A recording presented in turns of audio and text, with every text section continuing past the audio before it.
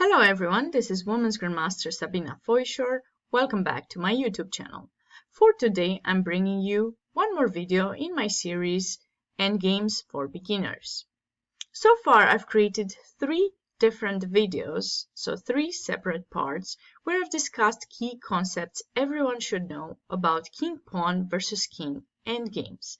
Some of the key terminology used were opposition, magical rank, the box, and shouldering. In case you haven't seen those videos yet, I highly recommend to visit them and watch them in the order they were created. I'm going to link them here as well as in the description below, and at the end of the video I've created playlists as well to make it easier for everyone interested in getting better at their endgames. Just to be able to watch them in the order they were created, because, that's the point, right? So, without further ado, let us get started with the video that I've prepared for today. In my last video, so in part number 3, you might remember I've discussed shouldering, and this was the final position that was discussed, just to kind of give you an idea of what I might have covered in previous videos. But for now, let us move on with something different. So by now, you should be able to know what the magical rank is and what you need to do in order to be able to win when you have an extra pawn. Of course, not all positions will allow for that to happen, but if you have a pawn situated anywhere between the B, between the B and the G files, you are most likely increasing your chances to win. But the most important thing that you need to do is get your king in front of the pawn in order to support its promotion and to push it forward and restrict your opponent's king, take it away from in front of the pawn to eventually be able to push your pawn. So this is the position that I recommend studying. Why? Because it will make you think of how you will get your king in front of your pawn in order to be able to win. You might notice this pawn is on 4th rank, which is not considered a magical rank, so you need to do something special in order to be able to win it. This position is winning for white, so I recommend pausing the video and trying to find the right way for white to win. Alright, so let us get started. You probably have realized that if you just bring the king up regularly, black will bring their king, and if we were to move forward, black will bring their king close by as well. Then we would play king c4, and black will make it right in time to take the opposition. As we push the pawn forward, the king will get in front of the pawn, and in case you don't know this by now, I recommend you going back to the first video and review this king and pawn position and figure out why it is a draw. Then you may ask yourself, well, maybe I can just start pushing the pawn and maybe I can just win by pushing the pawn. But then you might remember that I've discussed this in another video, which again I'm going to link, and you can see that the box of this pawn, right? So we're going straight all the way to the promotion square, and we're going diagonally to the point where the file of the rank of the promotion and the diagonal arrow meet to a point, right? So that's another corner, and then we're going to duplicate that triangle on this other side, and the meeting point is going to be f4. Now, this pawn is not an edge pawn, so we are going to add these, this entire A file from A4 all the way to A8. So the actual box of this pawn is going to be having the corners A4, A8, F8, and F4, right? So if black's king is going to be anywhere within that box, that is to be reviewed in video number 3, then the position we won't be able to win, because anytime our pawn pushes forward, the box gets smaller, and since black's king is already in the box in the beginning, it's going to be able to stop the pawn. Just as an example and as a review, there you have it. The king is ready to capture the pawn in the next move. So neither of these ideas work. So what have I done? Have I given you a wrong position? Of course not. There is kind of a hidden idea that everyone must know. The idea is you are circling around with your king, and that way you're actually managing to get your king in front of the pawn before black does, and you're going to be able to support it to its promotion. Let us get started. So we can go either king b2 or king c2, both work, but as soon as black advances with their king to come meet yours and take the opposition, we will play king to b3. The king will come once again to meet the king and is ready in case of king c4 to take the opposition once again, as discussed in the previous line. Now we are going to be a little bit tricky, and we go king to a4. So the idea is that our king is going to circle this around and use some kind of shouldering, more like an opposition, to actually be able to win this. As you can see now, in order for black to make a draw, they will have to make this move. But kings, unfortunately, don't go that far, not in one move. So black in this position has to play king to c6, and now we go king to a5. Taking this kind of position, like a knight square, a knight move type of position between the kings, is actually helping us to win this with white, because no matter where black moves their king, we're going to be able to take the opposition and push black's king back. For example, if they were to play king b7, we succeed into taking the opposition in front of the pawn, and even if our pawn is not on the magical rank, this is winning because we are the ones taking the opposition, pushing black's king somewhere away, and then we advance with king c6. It's always diagonally and to the opposite side than our opponent. For more details about this, check out my first video. Going back to king a5, in case black were to play king to c7 and supposedly taking the diagonal opposition, which is something I actually haven't really talked about, but will address more in the future, when the kings are facing each other on the same diagonal with one square in between them. Of course, this is called the diagonal opposition. It doesn't work in this case for black. It doesn't do anything because white still advances. And the whole point is for white to play king to a6, because after all, we are looking forward to pushing our pawn forward. We do not want to block our king. King b5 would be a huge mistake for white, because after black plays king to b7, now black took the opposition, and we are not that lucky to actually have the pawn on the magical rank. So this is going to be a draw. So when we play king a6, if black tries to play king to c8, just to make it safer, we can play king a7, and then as soon as we push b5, we can be sure that our pawn is going to be promoted, because this pawn's next three pushes are controlled by our king. So I hope you enjoyed this position. This is a very important one that you have to know. Moving on to the next position, I thought would be important to share with you. In this position, white has two extra pawns. So you may wonder, why is it that she would share a position where white has two extra pawns? I mean, that should be clearly winning. If we can win with one pawn, what could be the problem? Just pause the video, please, and try to figure out if there is any way you can win this. All right, so hopefully you have been able to figure out the solution. Here, the natural way to win would be to play maybe king b5 or king e6 to force black to make a move with their king. But they're not just going to go anywhere. They will get, of course, in front of this pawn that's about to push forward. And now it would be natural for our king to come support the b pawn to push forward for our promotion. But the problem is, if we play king a6, it is a stalemate. Black has nothing to do. If we play king c6, the same thing happens. And you stay and wonder, well, what about if I get my king to f7? Maybe that way I'll be able to win.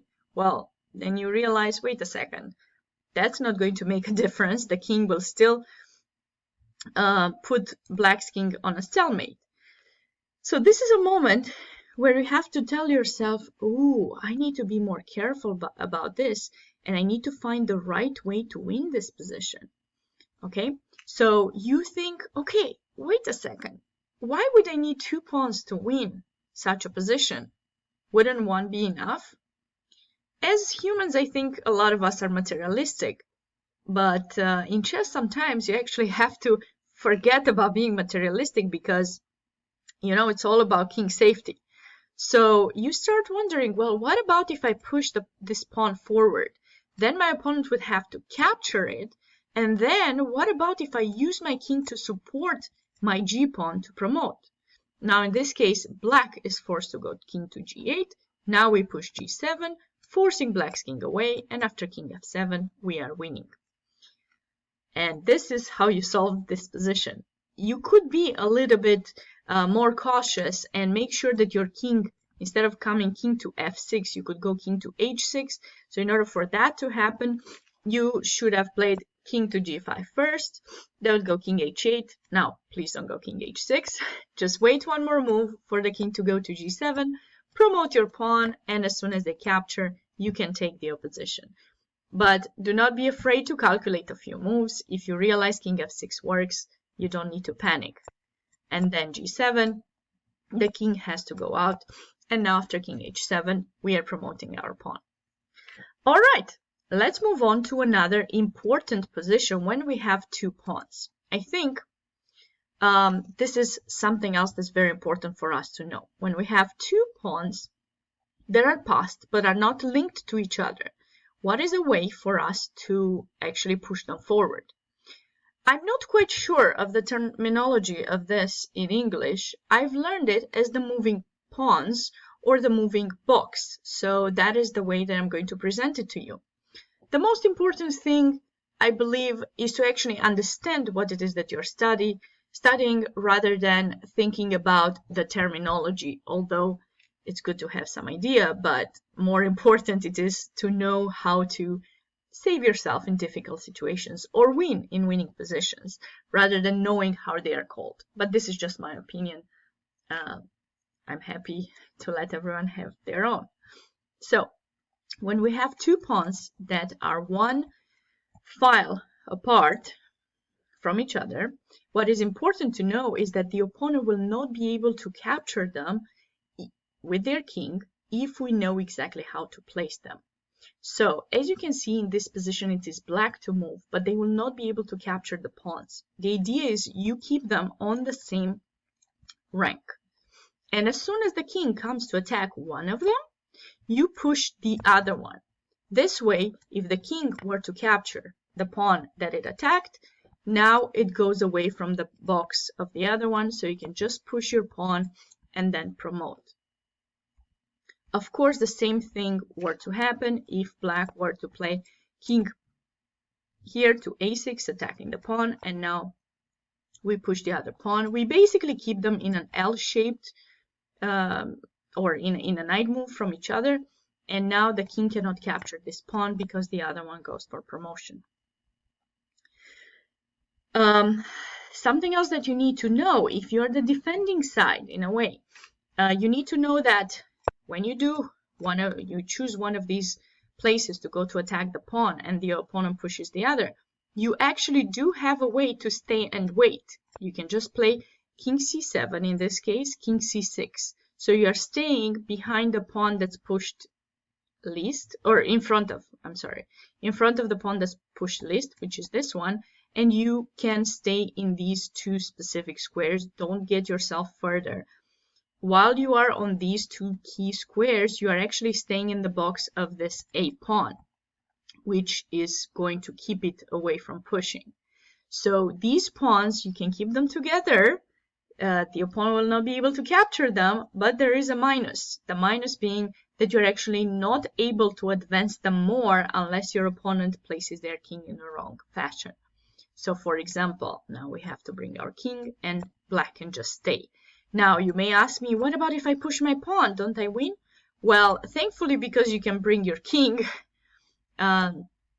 you should be able to win in the previous position. But here you go there, the king comes, now they take, we go king to e4, and now after king b7, when we bring our king, black will manage to make a draw because now they get to save themselves with this move, which I recommend you double checking video number 1 in case you forgot about this. So after a7, if we're thinking, well, now I can give up this pawn, and now if they take it, I can promote the a pawn. But of course, black is going to capture the correct pawn, which is this one, still keeping their king in the right box of the c pawn. As we push it forward and the box gets smaller, the king catches up with the pawn and draws. So the downside of these kinds of pawns is that you cannot advance with them. You cannot advance them to promotion unless you bring a helper, the king. So after a6, the king stays, we bring our king, and now all black has to do is basically stay back and forth, and the king comes and will be able to win with the c pawn. You can ask me, well, what about if the king suddenly chooses, after we push a6, instead of taking the pawn, they go king c7, we bring our king, and they suddenly choose to go on this other side and go grab the pawn. Well, not to worry. In that case, like I said earlier in the video, it is important to keep our pawns on the same rank. So now we can push this pawn. Nobody is threatening to capture either of our pawns, and now black is actually in Zugzwang because no matter which pawn they end up attacking, the other one pushes forward and creates this fortress that keeps the king away from capturing either one of them. So there you have it. And this is the way that white can win. So in case, once again, in case the king just stays and waits in front of one of the pawns, the other king, provided that it's free, can just be brought to support one of the pawns pushes, and white is winning. Moving on to a position where the pawns are 2 files apart, it is very important to be careful and to count exactly when your opponent will capture one of the pawns, whether they'll stay in the box of the other. At this point, the way the pawns are placed, actually, black is going to be able to capture both of them. For example, they already attacked this one, and as we push this pawn forward, as we can see, this is the box of the h pawn, and as soon as black captures in e5, he remains in the box of the h pawn, therefore is going to be able to capture it. Whether you bring your king or you push it, they will just move on towards capturing the pawn, and the position is a draw. I have 2 more positions to discuss. I really enjoy these positions because it makes us think whether we are materialistic or not, or whether we should be. And I think that's kind of important, especially these days. So, what do you guys think about this position? It is black to move. Do you think black will be able to save the game? Well, black only has 1 move, so we should just play that move and think later maybe, right? So the answer is yes, because now even if white has 2 pawns, pretty much no matter what move they make, the position will end in a draw. King g6 is just a stalemate, pushing the pawn is a stalemate once again, and no matter where white chooses to move their king, after black captures this pawn, the position is going to be a draw. So you have to be careful if you have 2 extra pawns, but they are doubled. You have to be careful on how you push them forward to give yourself 1 extra tempo. That's a new key terminology you have to remember, which is going to be addressed in this position. So tempo is like a pass move. You basically make a move that does not change the character of the position very much, and you're basically telling your opponent, okay, it's your turn to move. That way you could make that king move away from in front of the pawn so that you could win the game. Now, in this position, it is white to move. And the question that I have for you is, can white win? Please pause the video for this final position and try to find if white can win or not. All right, so let us get started. The answer is yes, white can win this position. And let's discuss what is happening here. With the 2 extra pawns, white should be going for the promotion. And if we consider the regular answer for black, when the king goes back, we advance, they take our opposition, we push the pawn. All right, let's utilize this example to review that with the G and B pawns, we are going towards the edge of the board to make sure the opponent cannot get any stalemating ideas.